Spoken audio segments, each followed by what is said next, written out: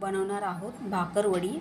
भाकरवडीसाठी मी 1 वाटी मैदा घेतला आहे आणि पाव वाटी बेसन घेतलं आहे आणि त्याच्यामध्ये थोडेसे थोडंसं मीठ चवीपुरतं टाकून आपल्याला 3 ते 4 चम्मच तेल टाकायचं आहे। तेल टाकून पीठ मळून घ्यायचे आहे। पीठ चांगले खुसखुशीत होण्यासाठी मैद्याला चोळायचं आहे चांगलं तेल, त्याने आपल्या भाकरवडी खुसखुशीत होतील। याला तेल चोळून अशी मूठ बांधली तर आपल्या भाकरवडी खुसखुशीत होतील। नंतर त्याच्यामध्ये मावेल तेवढे पाणी घालून पीठ मळून घ्यायचे आहे।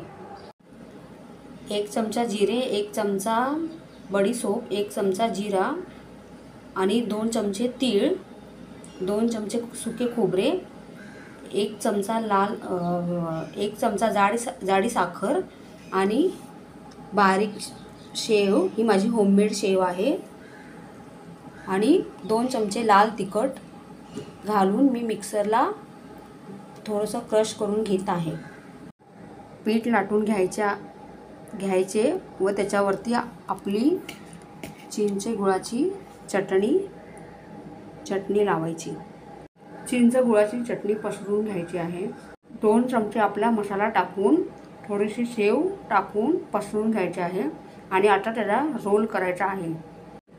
रोल केलेला आहे, आता कट करून घ्यायचे आहे। आपल्या कट करून झाल्या आहेत, आता आपण फ्राय करून घेऊया। मी कढईमध्ये पण फ्राय करणार आहे आणि एअर फ्रायरमध्ये पण फ्राय करणार आहे। कढईमध्ये फ्राय करत आहे। आपल्या खमंग आणि खुसखुशीत भाकरवडी तयार आहेत। चितळे स्टाईल भाकरवडी।